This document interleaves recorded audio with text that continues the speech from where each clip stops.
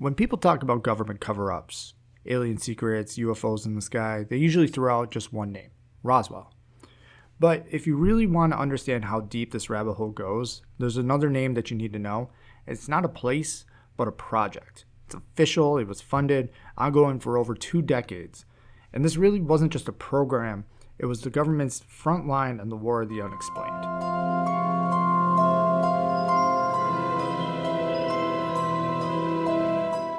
Welcome back to Paranormal Directive 13, your weekly paranormal podcast with me, your host Matt, where every week we open the case files on the unexplained.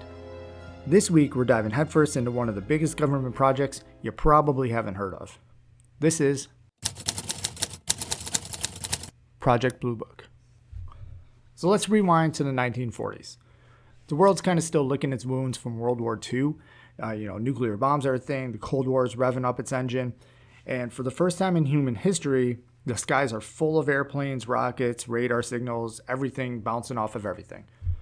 So it's a chaotic, anxious world, and then in 1947, we drop this bomb of a different kind, which is the birth of the flying saucer.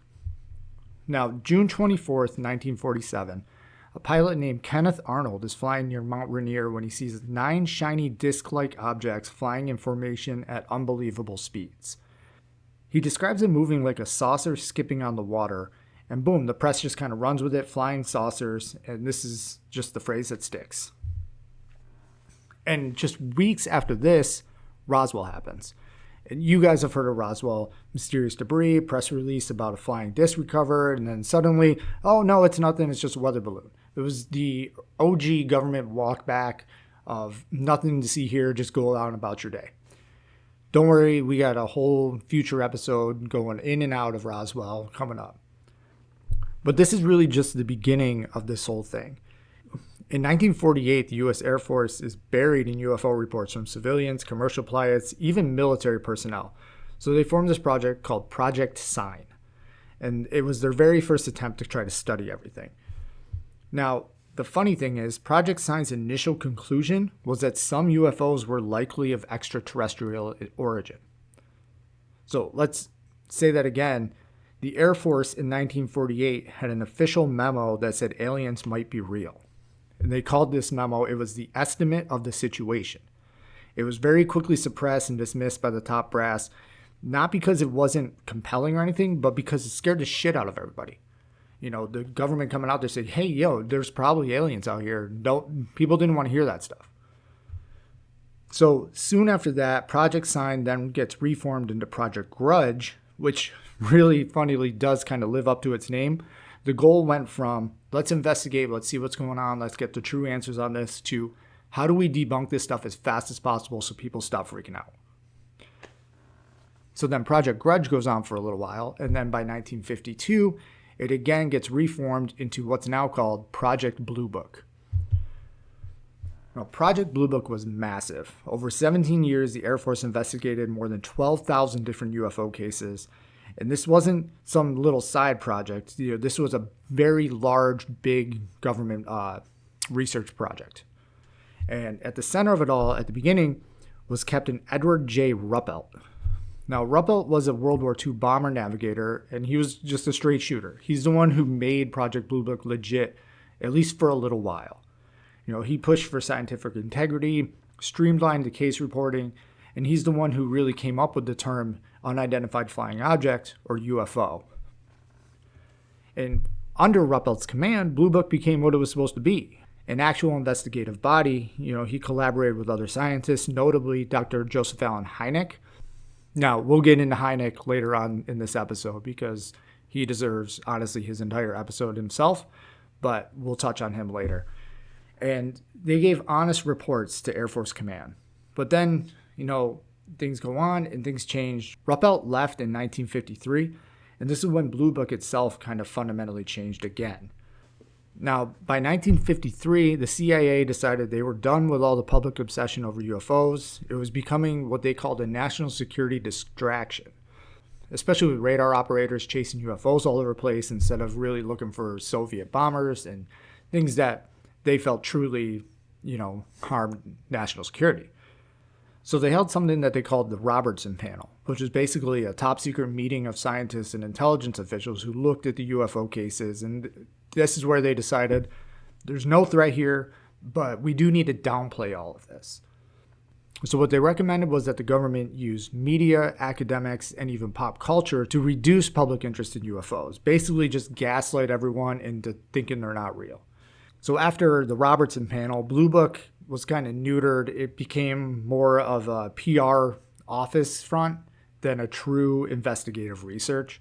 The motto changed again from find out the truth back to just explain this all away. But at its core, Blue Book is really just about one man. One name that shows up over and over and over again in these thousands of UFO reports, that he's kind of become a legend in his own right in the UFO area. We're talking about here Dr. Joseph Allen Hynek.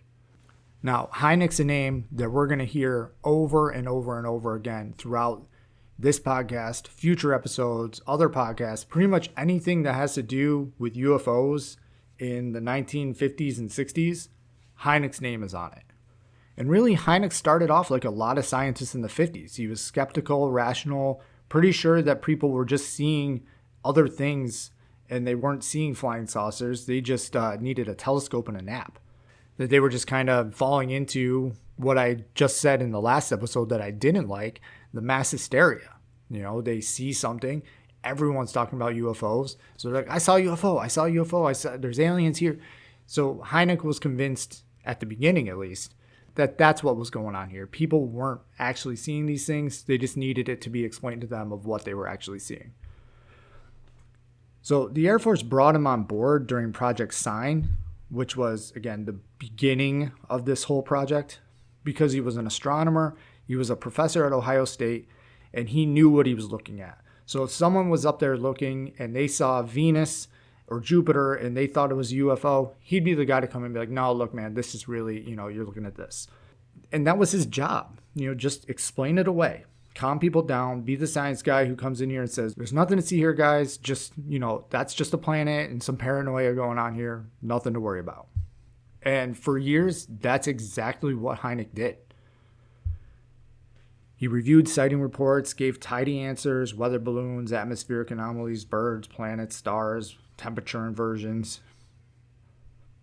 He was the guy in the press conference to keep things calm while the pilots themselves were saying, hey, I saw something that moved like no other craft that we know of. But over time, Hynek started to notice something a little off, kind of a pattern. A lot of these reports he was looking at came from very credible witnesses. Military pilots, radar operators, policemen, commercial airline crews, people who are trained to observe these things, people who know what they're looking at. The people that are trained to not see something small and blow it up into something that it's not. He's quoted as saying, as I delved deeper into the reports, I couldn't help but realize there was a phenomenon here that wasn't going away, no matter how much the Air Force wanted it to. And then another time, while reflecting back on the way the military handled the phenomenon, he put it bluntly, the Air Force was not conducting a scientific investigation of the UFO phenomenon. It was merely a public relations front to placate the public. And that's Hynek's own words, saying that the Air Force isn't really interested in finding out the truth. They just want it to go away. But now he was seeing things over and over that no one wanted to admit were real. And while Hynek himself never really went into becoming a full tinfoil hat wearer, he did start taking things seriously. Over time, he flipped gradually, and then he just started becoming more and more open about it. He began giving some interviews and writing books and pushing for serious inquiry into what's going on. Ridicule, he once said, is not part of the scientific method, and the public should not be taught that it is. And that really is the core of Hynek's philosophy. He didn't come out and say, yes, this is aliens. He said, hey, maybe it's not, but whatever it is, we need to study it seriously. He wasn't a conspiracy theorist. He was a credible scientific person who knew what he was looking at and well respected in his field. And when this guy starts saying, some of these cases are beyond explanation, people started to listen. And now one of the biggest things that came out of Hynek's contribution to Blue Book is something that a lot of you have probably heard of. It's the close encounter classification system. It's where you get the terms like close encounter of the third kind. That's from something Hynek came up with. Spielberg actually even consulted with Hynek when he was making the movie, and he's actually got a little cameo in there at the end. But that's where, the close encounter of the whatever kind comes from. And it really breaks down like this. So a close encounter of the first kind is you see a UFO. It's close, less than 500 feet and detailed, but there's no interaction with it. It's just something that you see. A close encounter of the second kind, there's a physical effect of some kind, scorched earth, interference with electronics, radiation, things of that nature. Now, a close encounter of the third kind, which is where the movie gets its name, is that you see something in the craft. You see occupants, entities, beings, whether they're aliens, interdimensional creatures, or something else. But that's where it starts to get weird, and that's what a close encounter of the third kind is when you're actually seeing some form of life, something moving around in there. You're not just seeing a craft or some marks on the ground. And now that's as extensive as Hynek's system went, but the scale actually does go all the way up to a close encounter of the sixth kind, which it's been expanded over the years after Hynek had left Blue Book, and from other researchers and programs that are looking into this stuff as well. So a close encounter of the fourth kind is when you're abducted by aliens or beings or whatever they are. So you're actually taken aboard whatever this craft is. Then we move into a close encounter of the fifth kind, which is credited to Stephen Greer, who's the founder of the Center for the Study of Extraterrestrial Intelligence, which is attributed to physical contact with the creatures. So this is the anal probe thing. They're taking you up. That's your fourth encounter. Now your fifth kind encounter is when they're doing something to you when they take you, be it good or bad. This can include you have, a bad hip. Next thing you know, your hip is perfectly healed. It could also be scratch marks, bruising, memory loss, any of those things as well. Anything that physically happens to you is considered a fifth kind encounter. And then my favorite, the close encounter of the sixth kind, that's just straight up banging an alien. That is going up there, having sex with an alien. I'm not sure who came up with that one. I think that was just some guys on the internet who were like, what do we do if we bang an alien, bro? So they made up the sixth kind encounter for that. But yeah, now coming back to Hynek, he took all of these kinds of encounters and cases seriously, whether it was a first kind or third kind encounter. Remember, the scale went up to third kind with the way he was describing things. And he was actually the first mainstream scientist to say some UFOs may be evidence of phenomena not yet understood by science. It's kind of a mild statement, but again, it's coming from a government scientist in the 60s. So it's coming from one of the top level people who could be saying anything about what's going on. And he's basically saying, yeah, it might not be aliens, but there's something happening to these people that we don't know. And that doesn't make sense that it's happening on this planet. So then Project Blue Book officially gets shut down in 1969, basically under the guise of, we're not finding anything. This stuff's all just a bunch of nonsense. These people are seeing stuff that they don't understand, and it's nothing. But Hynek, he said, screw it. I'm not done with this. He started his own organization called the Center for UFO Studies, or CUFOS. It was a place where reports could still be taken seriously, where the unexplained could be explored without the weight of military censorship and redacted files on everything that you did. He continued lecturing, publishing, studying. He kept showing up in documentaries, late night talk shows, and he was just always calm, rational, and always willing to say, there's something happening here and it's worth investigating. And then at one time, he's straight up asked if he believes in aliens, and he replied with the quote, "I do not know the source of the UFOs, but I believe that a certain percentage of them are manifestations of something real, something we don't yet understand." And that's what kind of separates Hynek from other scientists and snake oil salesmen and people who just are trying to get you to buy into one thing. He's never going to sit there and say, yes, this is this. He's going to say, I'm not sure, but it doesn't make any sense of what's going on here or what's going on here. And it's something that we need to really look into and see what's going on. And so Hynek didn't start out believing in all this stuff. He wasn't chasing aliens trying to sell books. He was a man of science and a man of reason. And that's exactly why his transformation is so compelling. He started being the skeptic. He was the guy who's like, there's nothing going on. And then as he got exposed and researched and involved in more and more and more of these cases, he realized that not everything could be explained. Not everything is something that we know what's going on. He's the one who gave the UFO phenomenon legitimacy, a language, a framework, and most importantly, he kept the candle lit when the government was doing its best to put it out.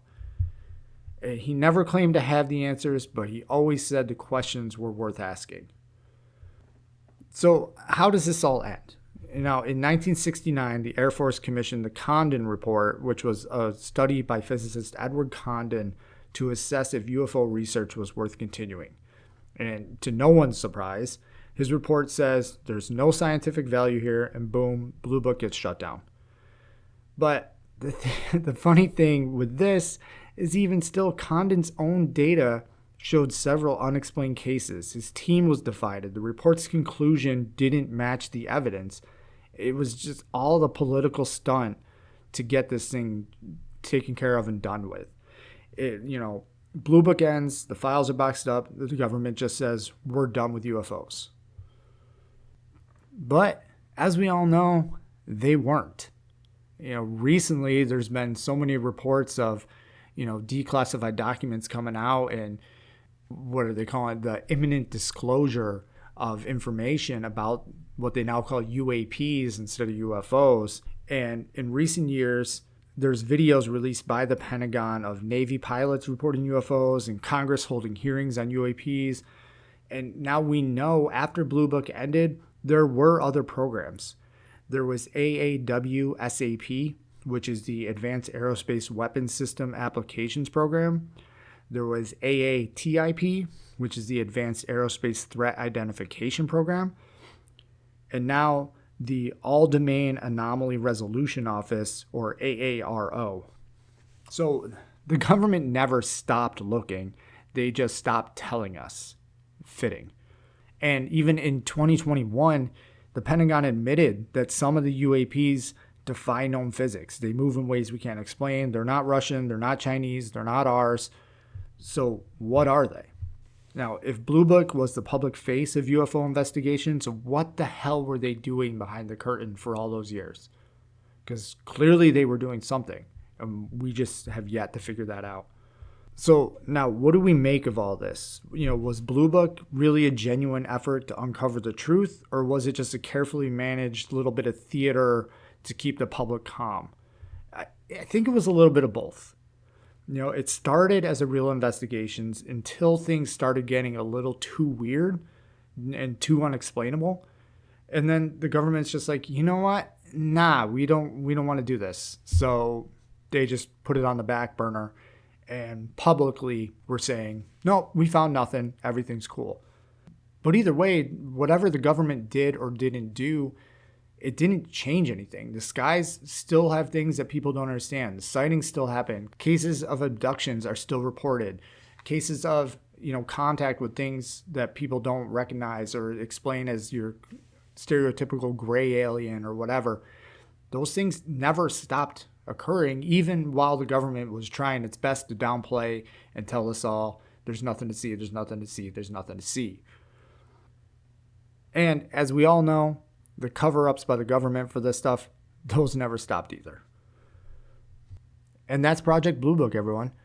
There's more stuff to get through. There's more, cases to investigate, all worthy of their own future full-length episodes, and we will cover all of those in the future.